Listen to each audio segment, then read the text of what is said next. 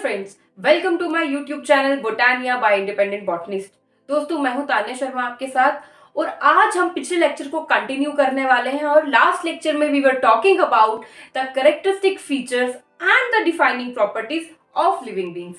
Okay दोस्तों, before we start our lecture let us take question from the last lecture. जो कि question मैंने आपको पूछा था, मेरा क्वेश्चन ये था, जो आपकी कॉन्शियसनेस है, we talked about the defining property consciousness, right? Respond to stimuli. तो जो consciousness है उसका exceptional case क्या है? This was my question and it is very much important. So its answer is coma patients.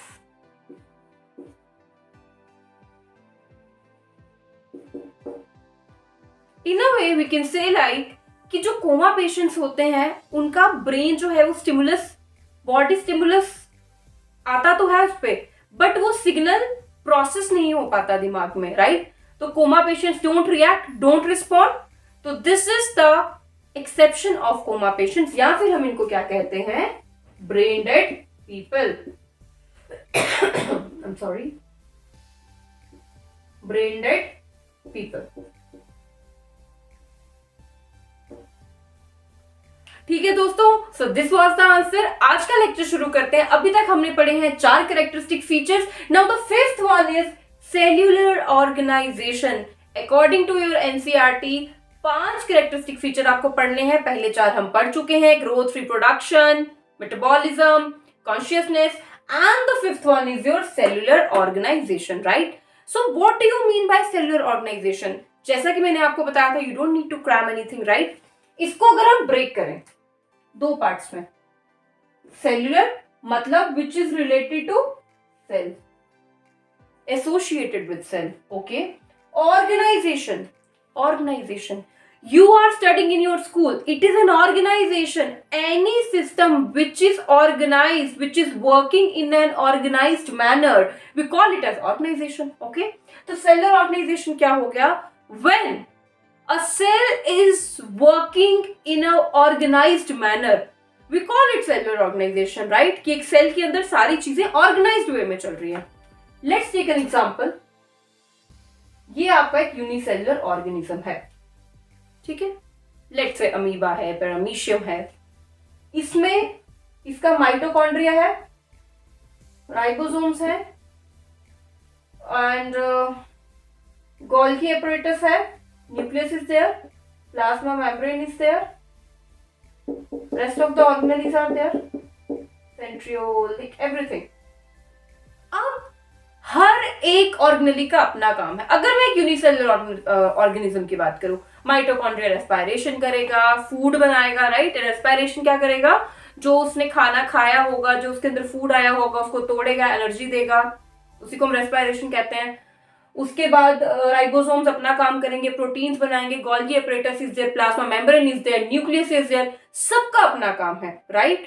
तो हर एक compartment जो है डिवाइडेड है, मतलब हर एक सेल ऑर्गेनेली क्या कर रही है? अपना फंक्शन परफॉर्म कर रही है। एक रेस्पिरेशन कर रही है, एक न्यूट्रिशन में काम कर रही है, एक एक्सक्रीशन में काम कर रही है, एक सर्कुलेशन में काम कर रही है, राइट? मतलब साइटोप्लाज्म पूरा साइटोसोल के थ्रू ही ये घूम रहा है एक यूनिसेलुलर ऑर्गेनिज्म में।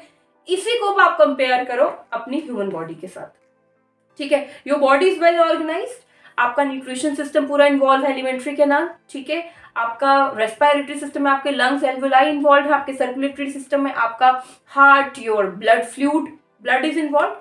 लाइकवाइज आपका जो बॉडी है इट इज ऑर्गेनाइज्ड, ऑर्गेनाइजेशन है आपकी पूरी की पूरी बॉडी। अगर मैं बात करूं, एक सेल क्या बनाता है? Tissue, tissue makes organ, organ forms organ system, and it forms the whole body of an organism, right? But it works in an organized manner. So we call that cell is the basic, or we can say is the structural and functional unit of life. Why we say it? Because even one single cell, even a unicellular organism can sustain life, can make life, can generate life, right? तो cellular organisation का मतलब है जो एक living being होगा उसमें जो है सेल्यूलर ऑर्गेनाइजेशन होगी, मतलब हर एक सेल जो है वो ऑर्गेनाइज्ड होगा, सेल के अंदर ही सब कुछ ऑर्गेनाइज्ड होगा। अगर मैं सिंगल सेल की बात करूं तो एक सेल के अंदर हर एक कंपार्टमेंट डिसाइडेड है, उसका फेट डिसाइडेड है, उसका वर्क, उसका रोल डिसाइडेड है, it is organised. Likewise in multicellular highly organised animal like human beings, वहां पे हर एक सेल से क्या बना है, टिश्यू, वो पर्टिकुलर टिश्यू एक ऑर्गन बनाता है, उस ऑर्गन का काम एक पर्टिकुलर है और वो सारे मिलके ऑर्गेनाइज्ड वे में बॉडी को चलाते हैं। So there is no living being in the world, in the on the earth जिसमें सेलुलर ऑर्गेनाइजेशन ना हो। क्यों? अगर सेल ही नहीं होगा, ऑर्गेनाइज नहीं होगा तो जिंदगी ही नहीं होगी। So it is cellular organization is the defining property without any exception. There is no exception for cellular organization. Why? Because if there will be no cell, no organization in the cell, there will be no life. So there is no point of living being. You got it? Okay friends, तो ये जो 5 properties हमने पढ़ी ये थी characteristic feature, जिसमें से हमने पहले 2 जो पढ़े, growth and reproduction, they are not the defining properties, they are just the characteristic feature.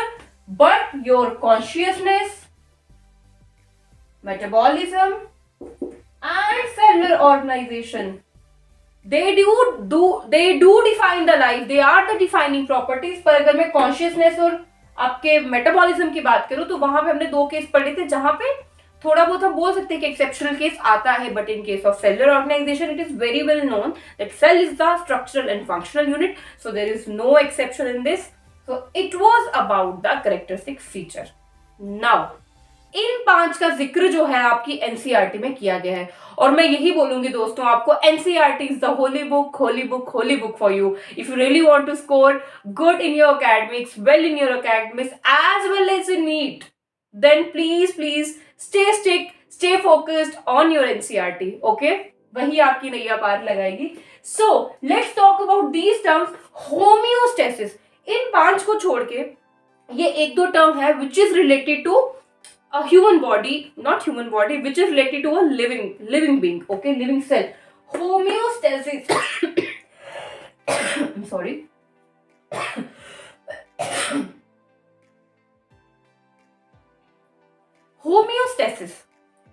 Homeostasis का मतलब क्या है? To maintain the internal atmosphere of a particular cell. अगर जब भी हम होम्योस्टेसिस की बात करते हैं हम बात करते हैं सिर्फ टेम्परेचर की, but this is wrong. It is not and not only about temperature, it is about your pH, the protein, the carbohydrate, the minerals, everything in your cytoplasm, what is going inside in the cell, वो सब constitute करके एक internal atmosphere create करेगा, internal environment create करेगा। So to maintain that internal environment we call that property as homeostasis, and every living being possess this homeostasis, or I can say all the living beings are being divided into majorly 2 groups on the basis of homeostasis, cold blooded and warm blooded. cold blooded का मतलब क्या है कि इनका खून ठंडा है, ऐसा कुछ। इनका मतलब है कि इनके अंदर इतनी एनर्जी नहीं होती या इतनी कैपेबिलिटी नहीं होती कि बाहर के हिसाब से ये अपने अंदर का एटमॉस्फेयर चेंज कर सकें या मेंटेन कर सके जो है। जैसे कि अगर मैं बात करूं, आपको सर्दियों में स्नेक दिखते हैं? आजकल आपको स्नेक दिख रहे हैं? नहीं दिख रहे। व्हाई?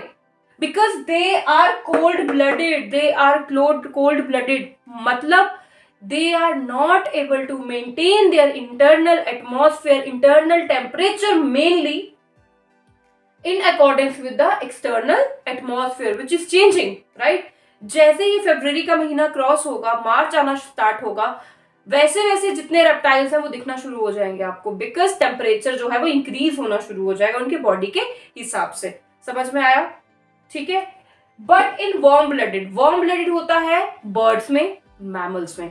इनका आपको 12 महीने जो है बर्ड्स दिखते हैं। मैमल्स, आप ह्यूमन बींग्स की बात कर लो, हम हर सिचुएशन में, हर कंडीशन में -डिग्री में भी रहते हैं, जितना मर्जी हायर डिग्री पे चले जाओ, अप टू सर्टेन लिमिट रहते हैं, राइट? डेजर्ट में भी रहते हैं, ग्लेशियर्स में भी रहते हैं, ठीक है। Why? Because we have this capability to maintain our internal temperature, pH and rest of the conditions right? We can maintain our internal environment. So that's why we are warm blooded. And those who are not able to maintain their internal environment, उनको हम कहते हैं cold blooded. Now question for today is, please note down cold blooded and warm blooded का synonym क्या है. Cold blooded and warm blooded को और हम क्या कहते हैं. So this is the question for today. Okay. Now one more thing is there. जैसे आपने होम्योस्टेसिस पढ़ा, एक और टर्म बायोलॉजी में यूज होती है. We call it as hemostasis. We call it as hemostasis. अब आपके हिसाब से hemostasis क्या होगा? Hemostasis स्टैटिस्टिक्स पढ़ते थे 10th क्लास में, मतलब कोई रुकी हुई चीज स्टैटिक है कुछ. होम्योस्टेसिस, स्टेसिस मतलब एक जैसा कांस्टेंट. हीमो मतलब स्टेसिस, हीम मतलब ब्लड. ओके. हीमोस्टेसिस का मतलब क्या है? कई बार क्या होता है, कहीं आपको इंजरी हो जाती है, कट हो जाता है, तो वहां ब्लड का फ्लो ज्यादा आता है ताकि वहां पे कोगुलेशन हो सके, राइट? वुंड क्रिएट किया जा सके वहां पे, राइट? तो व्हाट हैपेंड, बहुत सारा ब्लड आया, जब वहां पे ब्लड का फ्लो ज्यादा आ गया, तो ड्यू टू ग्रेविटी या फिर आप ऐसे कह लीजिए ज्यादा ब्लड आ गया एक पाइप में, अब वो स्लो डाउन हो जाएगा. जब वो स्लो डाउन हो जाएगा तो जितने उसमें सेल्स होंगे वो सेटल डाउन होना शुरू हो जाते हैं नीचे. ठीक है. जैसे एक पाइप में आपने पानी है, पानी के साथ आपने क्या किया, उसमें कुछ प्लास्टिक के रिंग्स डाल दिए, आरबीसी, डब्ल्यूबीसी. जब वो पानी बहुत ज्यादा बल्क में आया और आगे बंद होना शुरू हो रहा है, कोगुलेशन हो रही है आगे, तो क्या होगा, जो भी उसमें हैवी मटेरियल होगा वो नीचे बैठना शुरू हो जाएगा, due to gravity settle down होना शुरू हो जाएगा. तो जब ब्लड बहुत स्लो हो जाता है कई बार हमारी वेन्स में, तो उस फिनोमिना को हम क्या कहते हैं? Haemostasis. So never ever confuse it with the homeostasis. Okay. A और ई का ज्यादा डिफरेंस नहीं है इसमें, तो प्लीज इसको ध्यान में रखिएगा. Next is your adaptation. What do you mean by adaptation? Adaptation का मतलब है any organism who is changing itself according to the atmosphere, changing conditions, changing environmental conditions, को हम क्या कहते हैं? अडेप्टेशन. ये एक प्रॉपर्टी है जितने लिविंग बींग्स हैं, लेट्स से यूनिसेल्युलर है, मल्टी सेल्युलर है, वो खुद को अडेप्ट करता है. जैसे अगर मैं बात करूं, भी कोरोना की बात ले लें, तो कोरोना ने क्या किया, जब फर्स्ट वेव आई थी 2 साल पहले जब कोरोना आया था, सो इसके लिए एक एंटीडोट बनाया गया, राइट? मेडिसिन बनाई गई, वैक्सीन बनाई गई, लेकिन अब उसने क्या किया, अपना स्ट्रेन चेंज कर लिया. उसने अपने आप को चेंज किया ताकि वो उस वैक्सीन से बच सके. उसने खुद को अडेप्ट करवाया. बाहर चेंज हो रहा था जो उस पर्टिकुलर बॉडी में, जिस बॉडी में वो कोरोना था, जिस बॉडी में वायरस था, उसने क्या किया, खुद को चेंज किया so that it can survive. ठीक है. लाइकवाइज अगर मैं बात करूं आपसे, हम किसी रिलेटिव के घर गए हैं, ठीक है, लेट्स से हमारे मॉम डैड ने हमें कंपेल करा एंड फोर्सफुली हमें ले गए अपने रिलेटिव्स के घर रहने के लिए. सो जो पहला दिन हमारा वहां रहने का होगा, और अगर हम पहली बार वहां जा रहे हैं, तो हमें दिक्कत होगी. शुरू में हम थोड़ा बात नहीं करेंगे, we won't talk much, we won't communicate much, but with time हमारा बहुत फ्रेंडली सा होना शुरू, हमें वहां पे अच्छा लग रहा है, तो बहुत हम मजे से रहना शुरू हो जाएंगे. हम खुद को उनके घर के अकॉर्डिंग चेंज करेंगे. या फिर हम जब हॉस्टल जाते हैं, शुरू के कुछ दिनों में हमें बहुत दिक्कत आती है, because we are not used to, right? But धीरे धीरे हम सिचुएशंस को अडेप्ट करना शुरू करते हैं. सुबह जल्दी उठना शुरू कर देते हैं बिकॉज मेस में खाना नहीं मिलेगा. लाइकवाइज अडेप्टेशन 2 तरह की है, short term and long term. Short term क्या है, जो थोड़ी देर के लिए आपने किया और बाद में वो रिवर्स होगी. जैसे कि अगर मैं बात करूं, यहां जम्मू से उठ के मेरे को लद्दाख जाना है, ठीक है, मैं लद्दाख चली गई, मैंने फ्लाइट पकड़ी, मैं लद्दाख चली गई, ठीक है. अब वहां पे जाके क्या होगा, मुझे सांस की दिक्कत आना शुरू हो जाएगी. क्यों? क्योंकि मेरे अंदर आरबीसीज कम है, ठीक है, और वहां ऑक्सीजन का लेवल ऑलरेडी कम है. तो ज्यादा ऑक्सीजन के लिए क्या होगा, मेरे अंदर आरबीसीज ज्यादा बनना शुरू हो जाएंगे. 1-2 दिन के बाद I feel very normal in Ladakh, but जो पहला इनिशियल डेज होंगे मुझे सांस फूलने की दिक्कत होगी, ठीक है. थोड़े दिन के बाद मैंने ट्रिप करा, फ्लाइट ली, मैं वापस यहाँ आ गई. अब जो मेरा आरबीसी काउंट था वो धीरे धीरे कम होकर वापस नॉर्मल में आ जाएगा, जो कि मेरा यहाँ पर था. तो ये क्या थी, ये शॉर्ट टर्म अडेप्टेशन थी. It is not permanent. This short term adaptation is not permanent, okay, but long term जो अडेप्टेशन है, अगर मैं बात करूं, अगर आप देखो डॉल्फिन को देखो, अगर आप फिशेस को देखो, उनके फिन्स हैं, ठीक है, वो एक परमानेंट अडेप्टेशन है, क्योंकि उनको मरीन एटमॉस्फेयर में रहना था, तो उनके जो 4 लिम्स थे वो किस में कन्वर्ट हो गए, फिन्स में कन्वर्ट हो गए. It can not be reversed, it is permanent, it cannot be reversed, it is permanent. As we mammals have, humans especially have lost our tail, tailbone is there but we have lost our tail. It will never come back, it won't come back, it is long term adaptation. चला गया वो, अब वो adapt हमने वक्त के साथ कर लिया, उसकी हमें जरूरत नहीं थी, तो वक्त के साथ वो चला गया, ठीक है. So it is long term adaptation. Short term adaptation will never pass on to the next generation. ठीक है, ऐसा नहीं कि मेरी आरबीसीज बढ़ गए थे ले में जाके, तो जो मेरी नेक्स्ट जनरेशन आएगी उनकी आरबीसीज का लेवल भी ज्यादा होगा. No, so it never passes down to next generation, ठीक है. लेकिन जो लॉन्ग टर्म अडेप्टेशन होती हैं, they do passes to the next generation. यहां तक आपको समझ में आ गया, ठीक है. तो दोस्तों 5 जो है स्टूडेंट्स, हमने 5 प्रॉपर्टीज बेसिकली पढ़ी हैं. ग्रोथ पढ़ा, रिप्रोडक्शन पढ़ा, कॉन्शियसनेस पढ़ा, मेटाबॉलिज्म पढ़ा एंड सेलुलर ऑर्गेनाइजेशन पढ़ा. इनमें से पांचों के पांचों क्या है, कैरेक्टरिस्टिक फीचर है, but these 2 are not the defining property, और वो आपको एक्सेप्शन में पढ़ा चुकी हूं. ये 3 जो है डिफाइनिंग प्रॉपर्टी है. कॉन्शियसनेस का भी एक्सेप्शन मैंने आपको बता दिया, मेटाबॉलिज्म का भी बता दिया. बस this cellular organisation not have any exception. ये समझ में आया. नाउ जो चैप्टर था आपका लिविंग वर्ल्ड, इसके 2 सेक्शंस हैं, the living world and taxonomy. तो जो सेकंड हाफ है उसमें हम सिर्फ टेक्सोनॉमी की बात करेंगे, बट जो इनिशियल पार्ट था इसका the living world, that we have completed. इसमें से क्वेश्चंस कैसे बनेंगे, अगर आप बात करें नीट के पॉइंट ऑफ व्यू से, इसके क्वेश्चंस कैसे बन सकते हैं. The very common question is, which one of the following is the defining property of living beings. यही क्वेश्चन बहुत बार आता है, which one is the defining property of the living beings. ठीक है, तो इसके ऑप्शंस आपको इनमें से कुछ भी आ सकता है. जैसे बोल लो कि ग्रोथ ऑप्शन होगा, राइट, रिप्रोडक्शन ऑप्शन होगा, then anything, ability to make sound, कुछ भी डाला होगा, एंड रिस्पॉन्ड टू स्टिमुलाई.